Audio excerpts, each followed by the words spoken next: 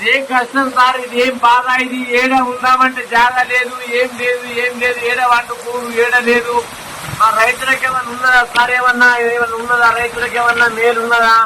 ఇంత ధాన్యం తెచ్చి మేము కుక్క కన్నా అభిమానం అయిపోయింది మా బతుకుడా. ఎట్లు ఉండాలి ఇప్పుడు? రైతులు ఎక్కువ అక్కడ గజ అని కష్టం రేటర్లాడా మాట్లాడు. ఏమి లేదు.